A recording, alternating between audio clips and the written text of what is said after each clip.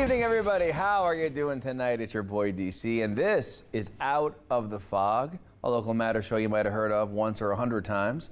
On for 20 plus years, no big deal, skating the province, finding out who's who in the zoo and what they got to do. So tonight we got some wicked guests lined up, and I'm so excited. First up, he's the CEO of Municipalities, Newfoundland and Labrador, the incredible Rob Nolan. He's in the seat and he's ready to rock, and we're going to find out all about his vision. And then we got Bree Parsons, comedian to the stars. She's doing it full time, making it happen, and she got some funny things to tell you. And then after that, we got Heather from Rescue NL talking about the biggest adoption mission that this organization has ever done. I can't wait for you guys to see who's on the couch. Come right on back. This is Out of the Fog, and we'll see you in a few.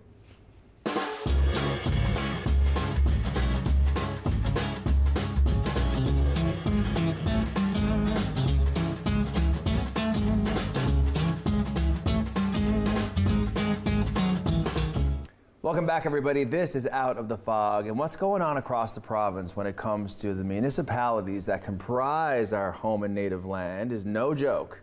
So many needs, ever-evolving realities, and who better to join me on the couch than the one and only Rob Nolan. What are you at? Thanks for having me. Good to be here. Well, God, I'm so excited. So I want to say that we share a love of civic duty. We've talked about it many times, yes, from Happy City and beyond. We're old school. And to find out that you have now become the CEO of Municipalities, Newfoundland and Labrador, to me was such an amazing moment, and I'm so excited for you and proud of you. So talk about that journey and what led you in to fill these shoes. Yeah, well, you touch on it. So for a while now, I've kind of been describing it as I was nipping at the edges of the municipal sector, right? I was chair of Happy City St. John's, co-founder of Citizens Assembly for Stronger Elections, volunteered on campaigns, managed campaigns, and did graduate studies in local government. So I was kind of nipping at the edges. And then Craig Pollitt, my predecessor, announced that he was retiring. And I've been saying throughout the hiring process, and then while I've been in this job so far, it's my dream job, and it really is my dream job, you know. So it's a sector that people go into because they love their community. Vast majority of councillors across the province are volunteers, you know, like yourself right here, and they do it because of their passion and their love of the community. They don't get a whole lot of recognition, but Municipalities NL is here to support and advocate on behalf of them and help them work together toward a brighter future. So I'm loving it. I'm really, really proud to be with the organization. It must be a real mixed bag of, you know, challenges and opportunities. And of course, in every vocation and leadership especially, that's what you're responsible for doing, is to quell one and sort of grow the other. So what's that balancing act like for you? Yeah, it is a balancing act. That's a good way to put it. The staff and our team, our board, our members are all, like I say, so passionate about the municipal sector. Everyone loves what they do, and they'll put their blood, sweat, and tears into it. But there's great challenges. You know, I keep saying around the table that the municipal sector, local government, just like the province as a whole, has big challenges right now. You know, we're being very seriously affected by climate change. That's a very real thing. We have crumbling infrastructure. We have great fiscal problems. We have demographic decline in our communities. But then you see great things happening across the province of communities working together, of councils that are so passionate, and you know, you see councillors across the province going above and beyond their duties as councillors, and you know, there are some who are like plowing their roads and things, going above and beyond, you know. So it's the challenges can be daunting, but also the solutions are really exciting because everyone wants to come around the table and work together toward them.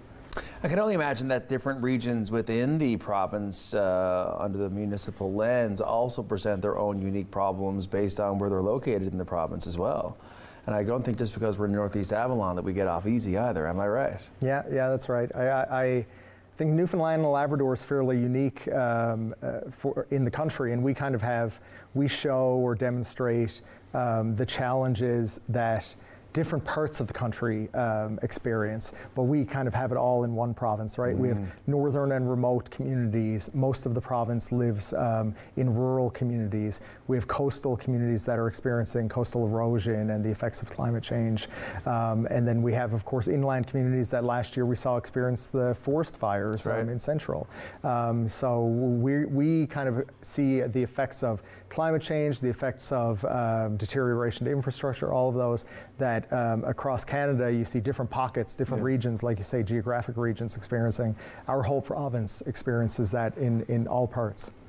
And I guess when it comes to the national Canadian conversation around municipal matters, that does create even more individuality for how Newfoundland shows up against the rest of the country because of the unique composition of this island that we live on and all the challenges that you just named. But I want to turn it over to the sort of, optimistic side of life. Yes, there's challenges. Talk about opportunities and how Municipalities NL, under your leadership, is helping to move that ahead. Yeah, well, a big piece for us, and MNL has been talking about the regional approach, regionalization for a long time. And that's a great interest of mine, and I think that's really where we need to go in one way or another. We have our municipal symposium coming up in May 4th to the 6th, and that offers a real time for people to come around the table, especially from the different regions, the pockets around the province, for community leaders to come together. That's a time for them to get together in Gander and meet with each other, talk about their commonalities. You mentioned the differences across the country. I went to a Federation for Canadian Municipalities conference last month, and the more differences you have, the more commonalities you have. So right. And everyone was talking about the same kind of issues across the country, and getting together, the opportunity to just sit down and talk through ideas and big solutions. Everyone's kind of on board with. An interesting thing is there was resistance, over the last decade, 2 decades, many decades, to accepting that we need to do something about climate change. But we've seen that we've passed a tipping point now where we've seen the real effects of, extreme weather events, coastal, northern, remote, and people are really getting together with vibrant energy to act in these places. And people love their community. They want to build and rebuild their community. People want to stay in their communities.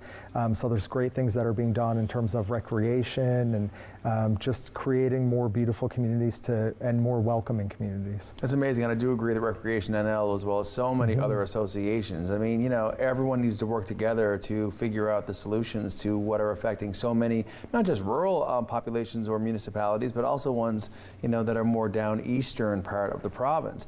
What's your advice for someone who's watching this show tonight, who may be living in a rural pocket of our province, who may feel like there are so many challenges and they want to take part or contribute to the conversation, but they don't really have the confidence or the understanding about what to do next? What would you advise?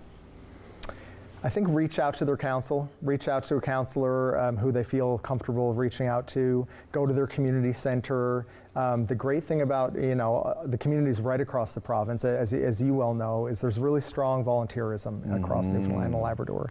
And you can volunteer in many ways. You can be the face of an organization, be visible, or you can be in the background if you don't feel comfortable with that.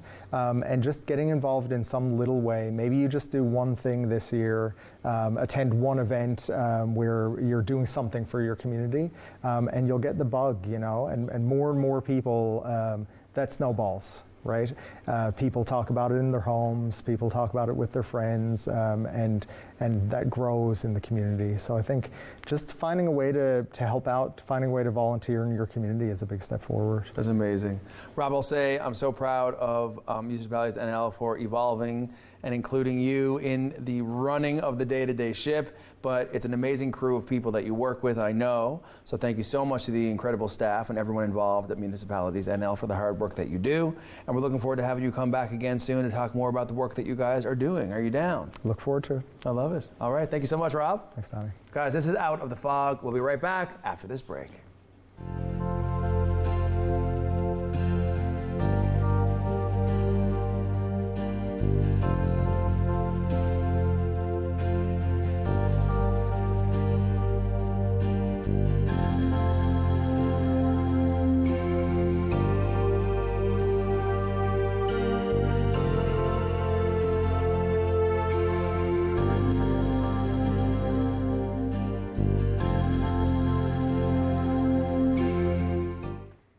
Welcome back, everybody. It is Out of the Fog, and I know I'm laid back in the chair just kicking it like, who am I? Who do I think I am right now? But it's because I'm affected by the swag, chill, cool energy of the one and only Bree Parsons. What is up? Hello, so nice to be back. We're both just hove off here now, aren't we? I know, I love saying new couch. Well, you know what? I had the red things going on for a while, but I came in one day and look, here we are. Well. I think Sam Design has something to do with all this, an incredible local interior designs. I'm familiar. So we're all just bouging it up here now with our wood coffee tables, right? Looks good, man. It looks good. That's crazy. It's like, you know, in certain Asian countries, they're now charging citizens to walk in the woods. And yet we're just throwing wood around like it's no big deal in this part of the world. Well, you know, we can't grow any vegetables, so. I know, exactly. Scattered turnip, I suppose. Bree, listen, you know, comedian, all around deadly human, getting laughs everywhere she goes, blowing it up on TV, CBC. I want to hear about where you are with the epic rise in your comedian career.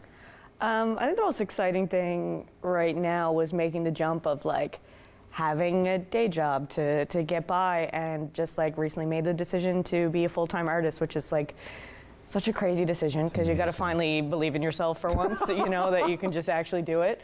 And it's oddly working so far. Bet. Yeah, it's not. So yeah, coming up, I'm really excited because I've done a lot of filming and stuff, but it's all been within the last year, and none of it has actually come out yet. Right. So on April 12th on CBC, my first special comes out, and that's so exciting. I can't wait. Get the fam around, watching on the old TV. We grew up on the floor in the living room watching the CBC, and when all of the comedian specials would come on, I mean, these were the world stars that you were watching and just absorbing, and now you are one of those. That must freak you out. I think one of the craziest experiences, do you know who Mark Maron is? Yes. So on my way to film in Just for Laughs, he just happened to be like walking up the street, and I just chatted with him because I could, and he was there. And you know, he was talking to me about how, you know, so many years ago, he was like, you know, all of us that are now selling out the stadiums, we started at New Faces, JFL New Faces, right? So it's like to be in a position that they were, you know, 20 years prior, it's so crazy to think about. It's amazing. You know? Yeah. Listen, you know, beauty, brains, and wit. That's like a little cocktail, isn't it? Not bad. And you got to rock it all. And so I wonder, what do you find to be the most struggling part of being a full-time professional comedian? And then maybe we'll talk about what do you find to be most exciting. Yeah, I think like in Newfoundland, you've got to do it a lot yourself. We don't have the club here. So producing, I would say, would be the hardest. Just like making things happen, finding new venues, people you like to work with, having it continuously grow and write new material all the time because the same people are coming out to see you. So I'd say that'd be the biggest challenges, is just kind of making it happen. You know, in a lot of the bigger cities, they make it happen for you. You know, you just got to show up and do your job. But no, you got to make your own opportunity here. True. This is an interesting island market, and resilience is our middle name because no one's putting the show off for you. No. You want to make that show happen, you got to put that show off. Do it yourself. And you learn a lot, don't you? Oh my gosh, yes. I mean, I'm running that not Just for Laughs, the Last Comic Standing competition right now. That's huge. It's so big because it's a lot of like, it's everything from, you know, the veterans in comedy to brand new people, and it's like you're kind of navigating the schedules of 50 comedians to get everybody together and running each show.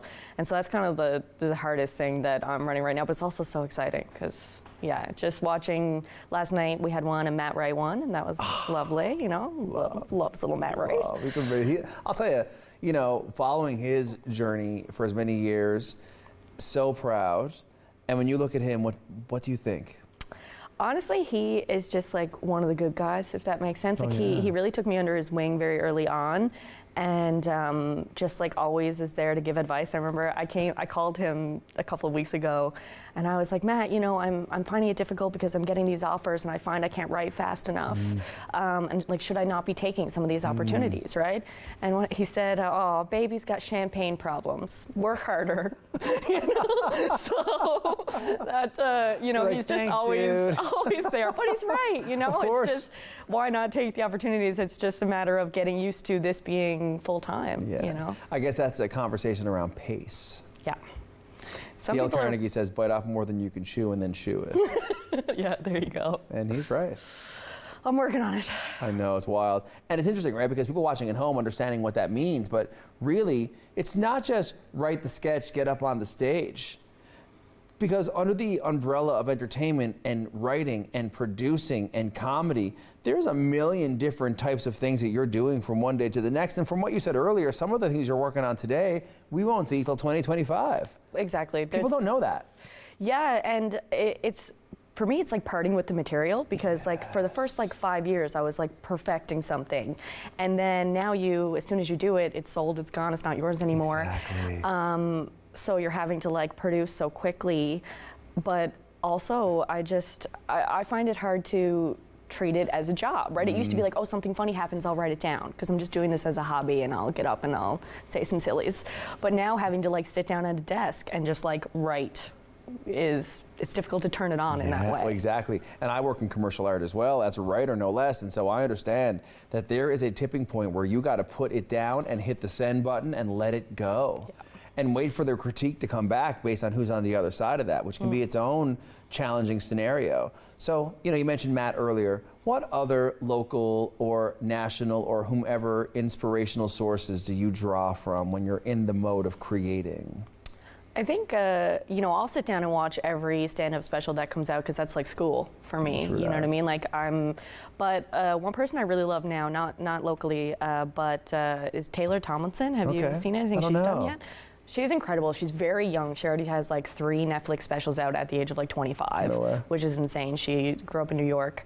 And watching her, because she's so young and be able to succeed so rapidly, but she grew up with a religious background in a small town. And so I think a lot of her material, I'm sitting there and I'm like, I wish I thought of that, because it's like experiences that I can really relate to. Yeah. And you're just like watching her and I'm like, man, I wish I had thought to approach something from that angle, So she's fantastic. You should look her up. She does a lot of talk about mental health too, which is not an easy topic to joke about. True. But when you do it right and you're on the right side of history and you're, it's quite amazing to listen to, because there is light to be made in it. And I think that is the thing about comedy, that it forces us to look at ourselves out of the mouth of someone, and yet sometimes we're like, oh my God, but sometimes it's like, yes, this is so right, and I'm so glad someone had the guts to say that, especially in this era of sensitivities and liberties and being canceled. Do you find, in the last moment before we zoom out, do you find that it is a more interesting time to create commentary than ever based on where we are in this current climate? I just think we're looking for different things now. I'm like not a comic that likes to punch down at all. I don't think you need to. But that's what people want, a more progressive view now. People want more different values and different kinds of people on stages. And I've been benefiting from that more than anything, but I just think, more often than not now, it's just about what other people have to offer. Yeah. I love it. Bree, where can we get at you to start following you on the channels and watching your story as it continues to unfold? Yeah, well, catch me on CBC April 12th. Hello. That's exciting. But yeah, just Instagram and comedian Bree Parsons. Follow up. I always post whenever I'm performing in town. I love it. Well, thanks for coming back again. Yeah, what a treat. I loves it. Thanks so much. Guys, Bree Parsons. I mean, listen, you're going to be hearing that name over and over, so get with it early so you can tell all your friends that you were on the inside track, okay? This is Out of the Fog. We'll be right back after this break.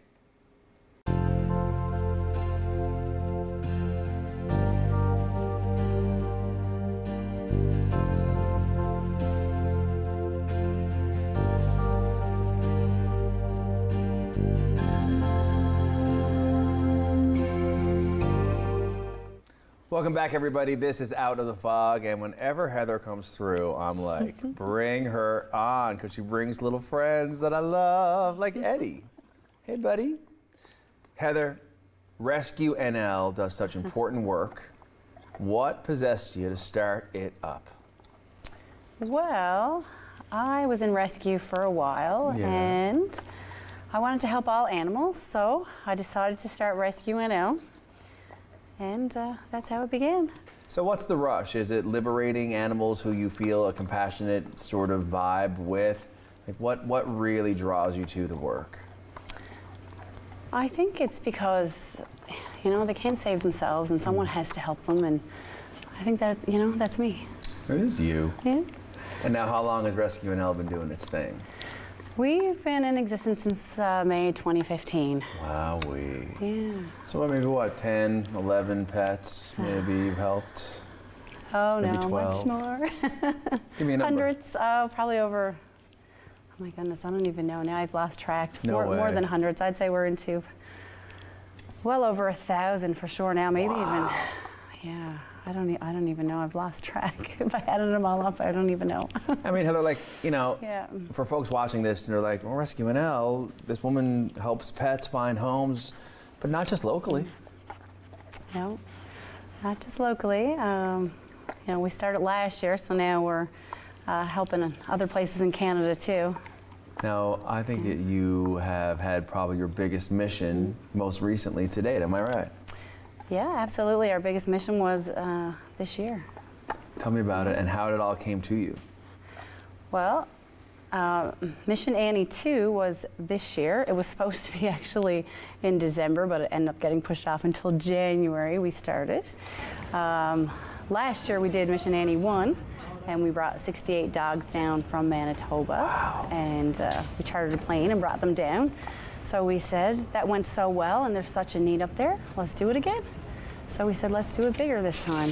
And so we started preparing for that. And we said, how can we do it bigger? How can we help more dogs and save more lives? And, you know, we got brainstorming with the rescue up there, our partner rescue, Canine Advocates.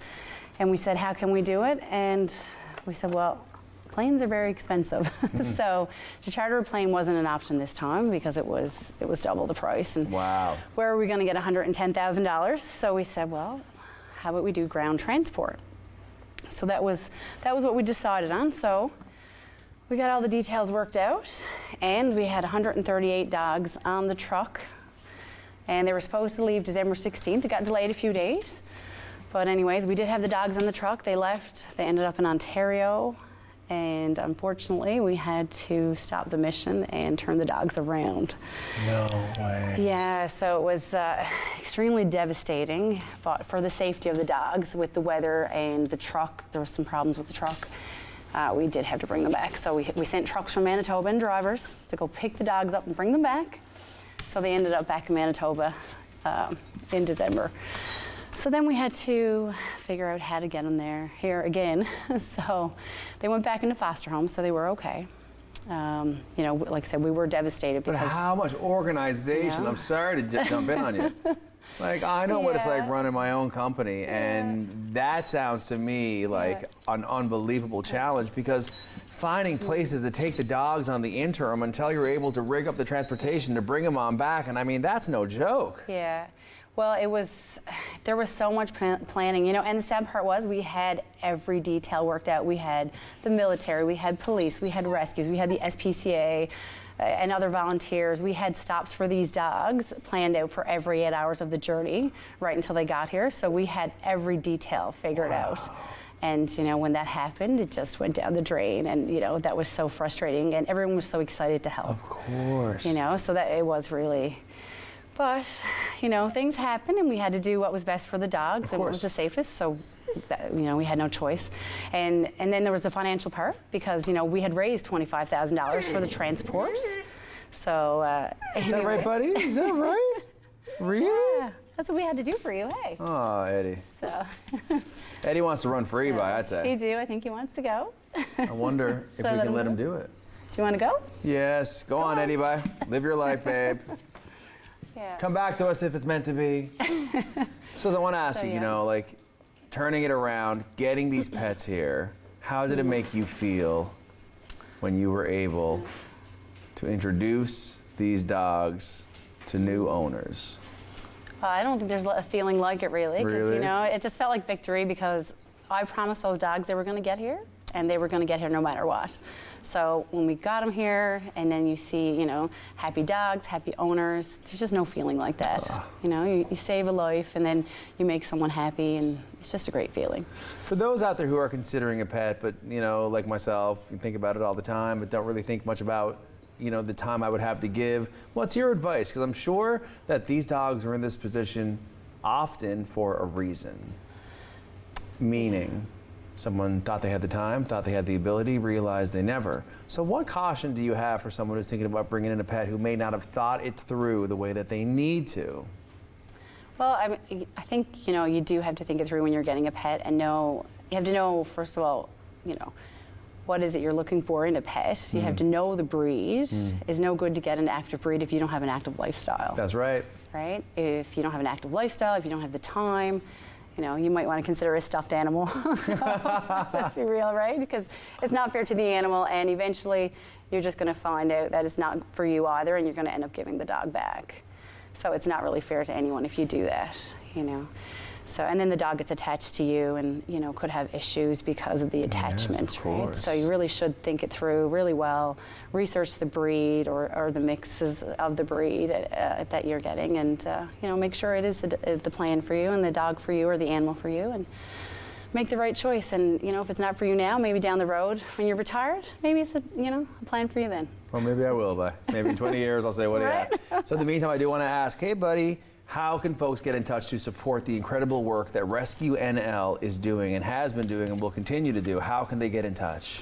We're on Facebook, Rescue NL on Facebook, or on our website if you want to apply to Adopt or Foster, rescuenl.com. That's amazing. Listen, thank you so much, and I love when you come by because I get to meet new furry friends, you know? And I'm jealous of you, buddy, because you got a wicked dog on the go. Eddie's in the back he's chewing on wires back there. Eddie's great. He's Eddie's one of 141 that we brought down, so. What? 141. 141? Yeah. Isn't that amazing, Eddie? Isn't that wicked? Listen, Heather, thank you so much for coming on. Yes, thank you. Come back and see us again, okay? Yes, I would definitely. Guys, this is Out of the Fog and my boy Eddie. And we'll be right back after this break. Come on.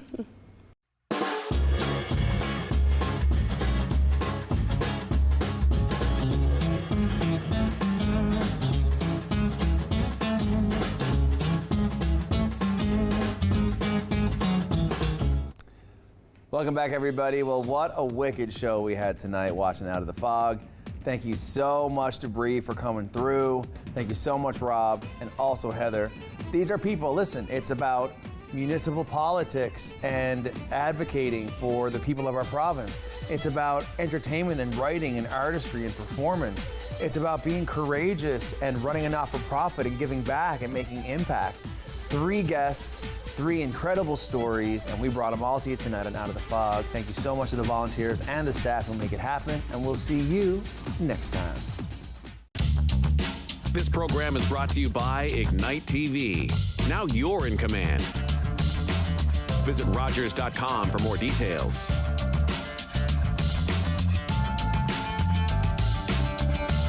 If you have a comment about this program, we'd love to hear it. Email or call us, or send us your feedback through social media. Dear everybody, you'll see thousands of images today. Here are 3 you won't see. A girl who uses a walker eating ice cream with her friends.